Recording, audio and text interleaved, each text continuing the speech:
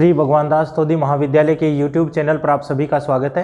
Student, जैसा कि आप देखते आ रहे हैं, हम बीएससी फर्स्ट ईयर के अंदर आपका जो बॉटनी का पेपर है सेल बायोलॉजी, जेनेटिक्स और प्लांट ब्रीडिंग, इसके विषय में बात कर रहे थे।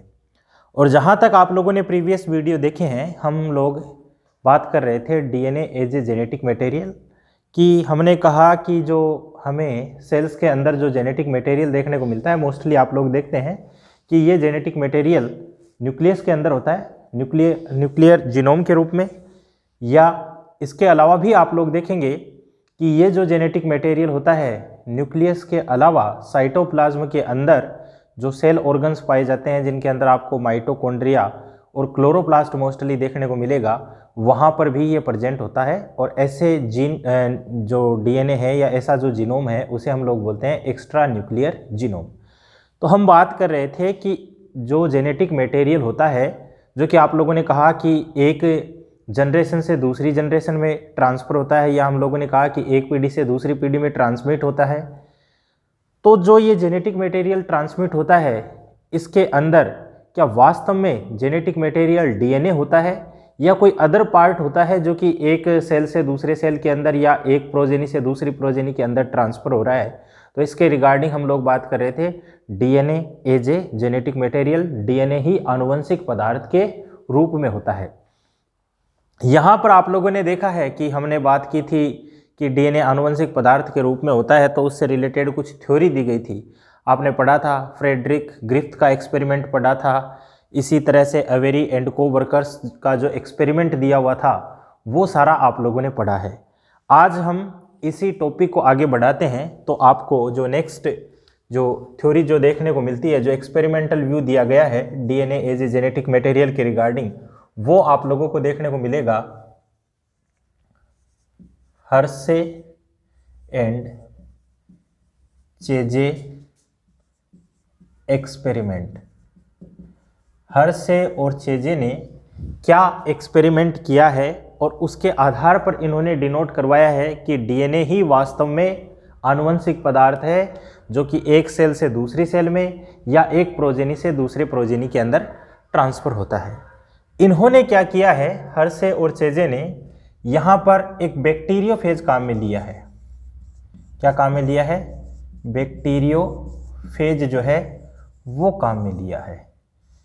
अब ये बैक्टीरियोफेज क्या होता है, इसके बारे में आप लोगों को जानना होगा कि बैक्टीरियोफेज जो है वो क्या है, इसकी स्ट्रक्चर जो है हमें किस प्रकार की आप लोगों को देखने को मिलती है।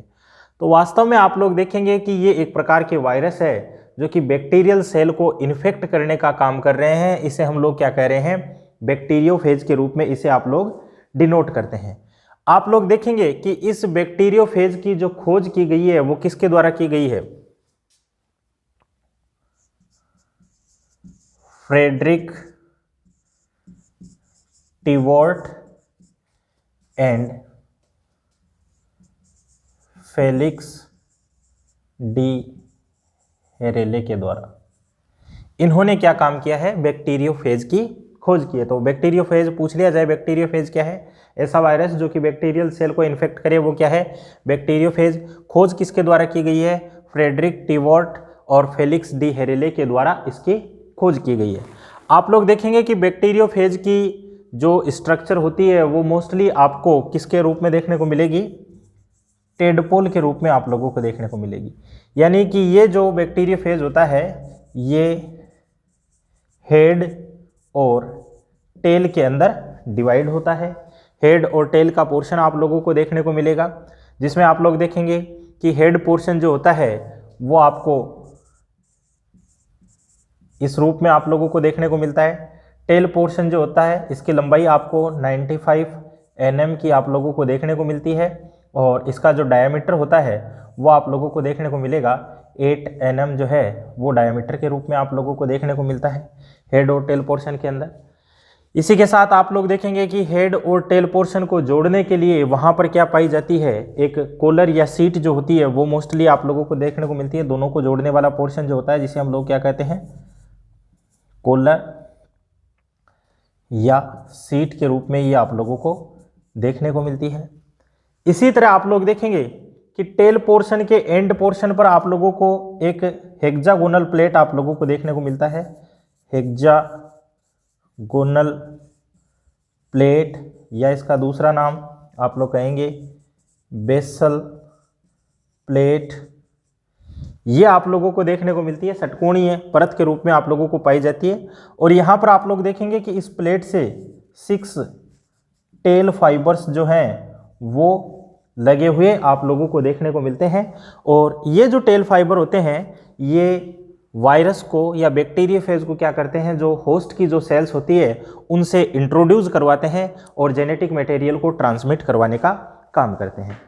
साथ ही आप लोग देखेंगे कि ये जो हेड पोर्शन है जो कि आपको इस रेंज में आप लोगों को देखने को मिल रहा है, ये हेड पोर्शन मोस्टली न्यूक्लियोकैप्सिड का बना होता है, यानी कि प्रोटीन का आवरण होता है। और इसके अंदर आप लोगों को जेनेटिक मटेरियल देखने को मिलेगा किस फॉर्म के अंदर, डीएनए की फॉर्म के अंदर आप लोगों को देखने को मिलता है। और साथ ही सबसे मेन विशेष बात कि यहाँ पर इस डीएनए के अंदर साइटोसिन की जगह पर क्या पाया जाता है, HMC हेक्सामिथाइल साइटोसिन की प्रेजेंस जो होती है वो मोस्टली आप लोगों को देखने को मिलती है। तो ये कुछ इंपॉर्टेंट पॉइंट है जो कि आप लोगों को ध्यान में रखने हैं इस एक्सपेरिमेंट के अंदर कि बैक्टीरियोफेज जो है वो क्या है, इसकी खोज किस प्रकार से की गई है, इसकी संरचना में क्या क्या पार्ट आप लोगों को देखने को मिल रहे हैं, हेड पोर्शन की क्या लंबाई है, टेल पोर्शन किस रूप में देखने को मिल रहा है, दोनों को जोड़ने वाली यूनिट को आप कॉलर या सीट कह रहे हैं, हेक्सागोनल प्लेट जो है वो आप लोगों को देखने को मिलेगी।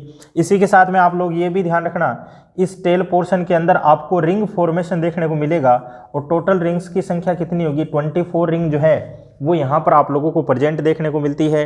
टेल फाइबर्स, इन टेल फाइबर की लंबाई आप लोग देखेंगे तो करीब 1500 एंगस्ट्रम या 150 nm के रूप में ये आप लोगों को देखने को मिलती है।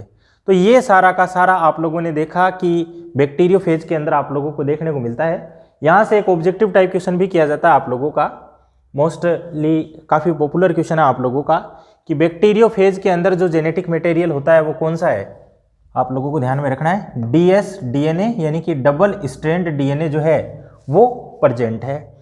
और इस डीएनए की विशेषता क्या है, इसके अंदर साइटोसिन की जगह पर क्या पाया जाता है, HMC। HMC का मतलब क्या है, हाइड्रोक्सी मिथाइल साइटोसिन जो है वो आप लोगों को इसके अंदर डीएनए के अंदर देखने को मिलती है। तो ये सारा का सारा बैक्टीरियोफेज के अंदर हम स्ट्रक्चर को आप लोगों के सामने डिनोट करवाते हैं, किस प्रकार की स्ट्रक्चर आप लोगों को देखने को मिलती है। ये तो इसकी थ्योरी के रिगार्डिंग बात थी।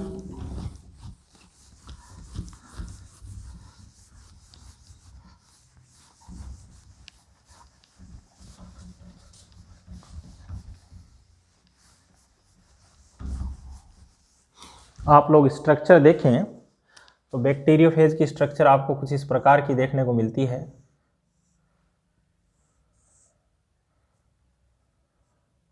यहाँ पर ये आपको हेक्सागोनल प्लेट जो है वो आप लोगों को देखने को मिलेगा। फिर आप लोग कहेंगे इसका टेल पोर्शन है, ये रिंगनुमा स्ट्रक्चर के रूप में, मोस्टली आपने कहा 24 रिंग्स जो है वो पाई जाती है। फिर एंड पोर्शन पर आपने कहा हेक्सागोनल प्लेट जो है वो आप लोगों को देखने को मिलती है। और इससे क्या लगे हुए हैं, टेल फाइबर जो हैं वो लगे हुए हैं। ये क्या है, टेल फाइबर। ये क्या है, टेल पोर्शन है। ये क्या चीज़ है, कॉलर या सीट है। और ये क्या है, हेड पोर्शन है। हेड पोर्शन के अंदर आप लोग देखेंगे कि इसके अंदर क्या पाया जा रहा है, जेनेटिक मटेरियल dsDNA। और टोटली इसको हम लोग क्या कहते हैं, ये क्या चीज़ है, न्यूक्लियो कैप्सिड का बना होता है। कैप्सिड मीन्स प्रोटीन का एक कैप्सूल का आवरण देखने को मिलता है। न्यूक्लिक एसिड से रिलेटेड है। न्यूक्लिक एसिड किस रूप में, dsDNA के रूप में आप लोगों को देखने को मिलता है। ये आपको देखने को मिलेगा बैक्टीरियोफेज की स्ट्रक्चर, जिसमें आप लोग कह रहे हैं हेड पोर्शन होता है, दूसरा टेल पोर्शन होता है। हेड और टेल पोर्शन को जोड़ने वाला पार्ट कॉलर या सीट के रूप में आप लोगों को देखने को मिला है।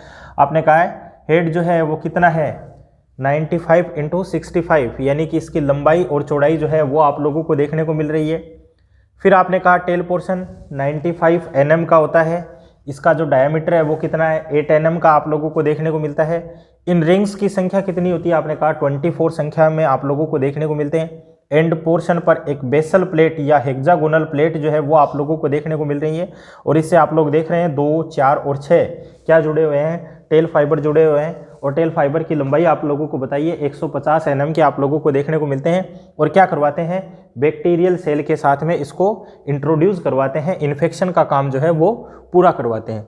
तो ये सारा का सारा आपको बैक्टीरियोफेज की स्ट्रक्चर के अंदर हमें देखने को मिलता है। अब आप लोग देखेंगे कि ये जो आपका बैक्टीरियोफेज होता है ये मोस्टली 3 प्रकार का होता है। बैक्टीरियोफेज जो होता है ये मोस्टली आप लोगों को 3 प्रकार का देखने को मिलता है।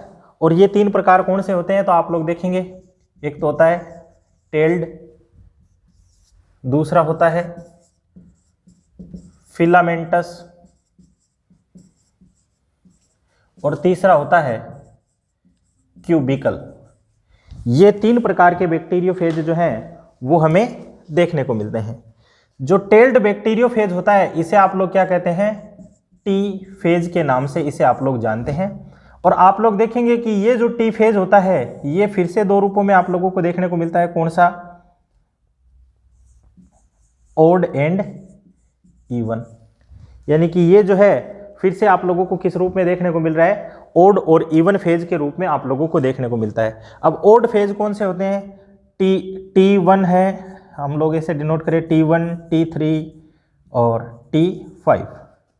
और इवन के अंदर आप लोगों को T2, T4, T6 ये सारा का सारा फॉर्मेशन जो है वो आप लोगों को देखने को मिलता है। तो ये ध्यान में रखना आप लोगों को, बैक्टीरियोफेज 3 प्रकार का है, टेल्ड है, फिलामेंटस है, क्यूबिकल है। टेल्ड को हम लोग टी फेज के नाम से जानते हैं, ओड फेज के रूप में पाया जाता है, इवन फेज के रूप में पाया जाता है। ओड फेज को आप इस प्रकार से रिप्रेजेंट करते हैं और इवन फेज को आप इस प्रकार से रिप्रेजेंट करते हैं। अब आपका जो मेन टॉपिक जो था, आपने कहा था हर्शे और चेजे के एक्सपेरिमेंट के अंदर डीएनए को जेनेटिक मटेरियल के रूप में डिनोट किया गया है। किस प्रकार से डिनोट किया गया है उसकी आप लोग बात करें तो आप लोग देखेंगे कि हर्शे और चेजे ने T2 फेज को काम में लिया है। अब T2 फेज का मतलब आप जो लोग जान रहे हैं कि T2 फेज क्या है, एक प्रकार का बैक्टीरियोफेज है जो कि आप लोगों को किस रूप में देखने को मिल रहा है, टेल्ड बैक्टीरियोफेज है। और टेल्ड बैक्टीरियोफेज में ये किस प्रकार का है, इवन फेज के रूप में आप लोगों को देखने को मिलता है। तो इन्होंने क्या किया, T2 फेज को काम में लिया और इस T2 फेज को इन्होंने क्या किया, ई कोलाई के अंदर, जो ई कोलाई का रेडियो एक्टिव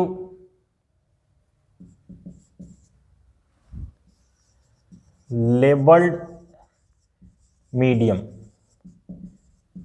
ई कोलाई का रेडियो एक्टिव लेबल्ड मीडियम लिया और इसके अंदर इसको इंसर्ट करवा दिया।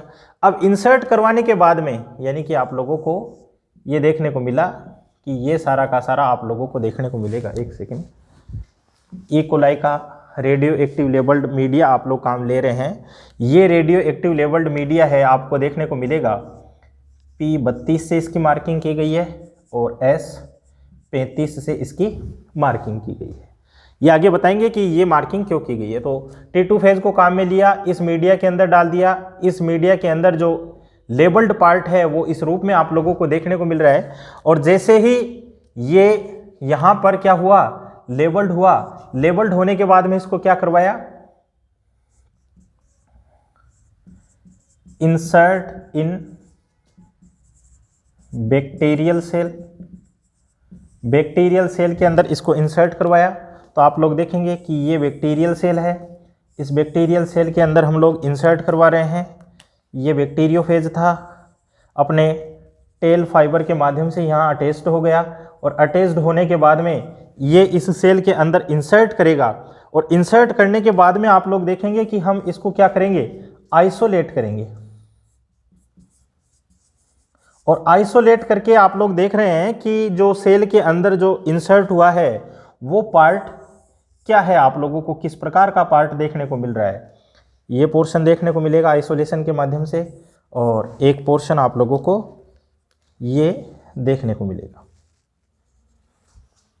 सेम ही यहाँ पर एक पोर्शन तो ये देखने को मिलेगा और दूसरा पोर्शन आप लोगों को ये देखने को मिलेगा। यहाँ पर आप लोग देखेंगे ये वाला जो पार्ट है लेबल्ड विथ किसके साथ में, P32, और ये क्या है, अनलेबल्ड।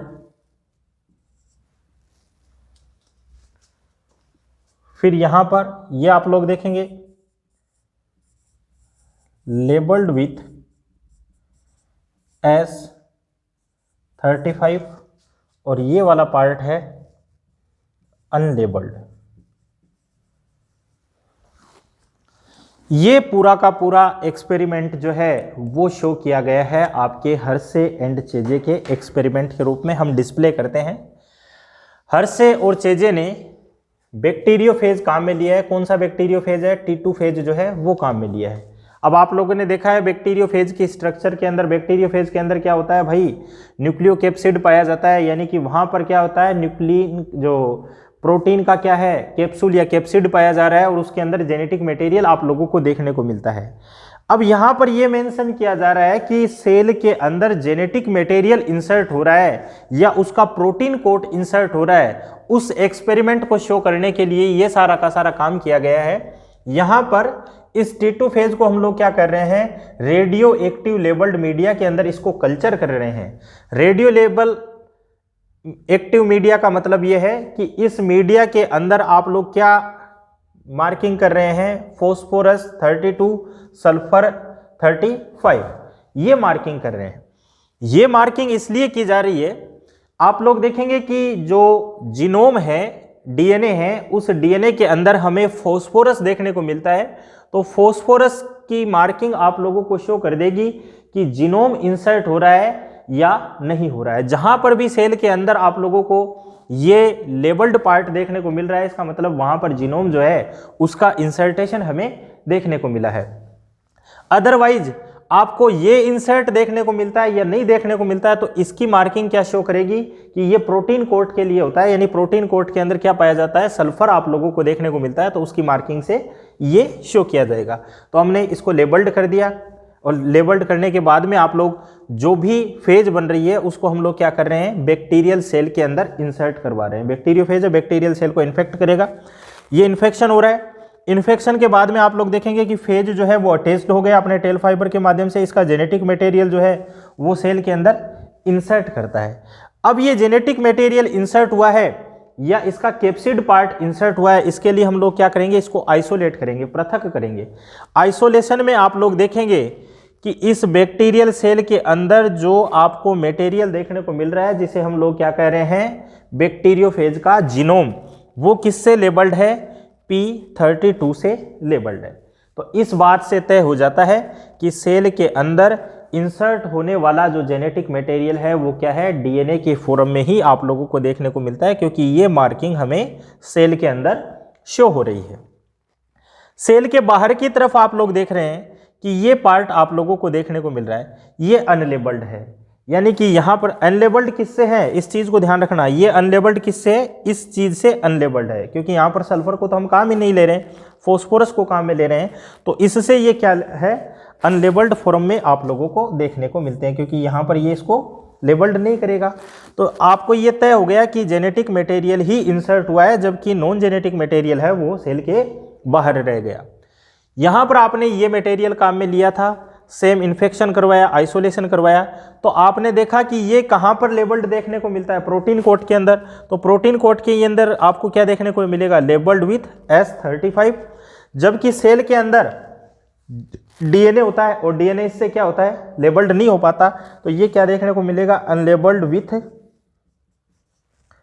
P32। तो ये सारा का सारा आप लोगों को क्या देखने को मिलता है कि जो हर्शे और चेजे का जो एक्सपेरिमेंट है हमें, वो आप लोगों को देखने को मिलेगा कि डीएनए ही एक प्रकार का जेनेटिक मटेरियल होता है। आई थिंक आप लोगों को समझ में आ गया होगा हम क्यों कह रहे हैं कि डीएनए ही एक प्रकार का जेनेटिक मटेरियल है। जब बैक्टीरियल सेल के अंदर आपने जीनोम इंसर्ट करवाया है तो आप लोग देख रहे हैं कि इस प्रकार की मार्किंग हमें देखने को मिल रही है जो कि जीनोम को रिप्रेजेंट करती है। और इसे क्यों काम में लिया है, क्योंकि डीएनए के अंदर क्या पाया जाता है, फास्फोरस पाया जाता है। तो फास्फोरस के साथ में ये क्या हो जाता है, लेबल्ड मार्किंग के रूप में आप लोगों को इसका रिप्रेजेंटेशन देखने को मिलता है। जबकि बाहर की तरफ आप लोग कह रहे थे कैप्सिड आप लोगों को देखने को मिल रहा था प्रोटीन कोट होता है। उस प्रोटीन कोट में क्या होती है, सल्फर पाई जाती है, और सल्फर के कारण आप लोग इसको इस प्रकार से रिप्रेजेंट कर रहे हैं, इससे मार्किंग कर रहे हैं। तो मार्किंग के कारण जो बाहर का जो प्रोटीन कोट होगा वो आपको इससे लेबल्ड देखने को मिलेगा। अंदर वाला जो जीनोम होता है वो इससे लेबल्ड नहीं हो पाता है। इसको सॉरी ये करना P35। तो यहाँ पर अपना basis of DNA as a genetic material या डीएनए ही आनुवंशिक पदार्थ होता है, वो टॉपिक आप लोगों का कंप्लीट हो जाता है। पहले भी आप लोगों को 2 एक्सपेरिमेंट बताए गए थे और आज का ये एक्सपेरिमेंट ये अपना कंप्लीट पार्ट हो जाता है। दोनों पार्ट को आप अच्छे से देखें और यहाँ से क्वेश्चन जो है बनने की संभावना है। आगे के वीडियो के अंदर हम नए टॉपिक के साथ डिस्कस करेंगे। तब तक के लिए धन्यवाद।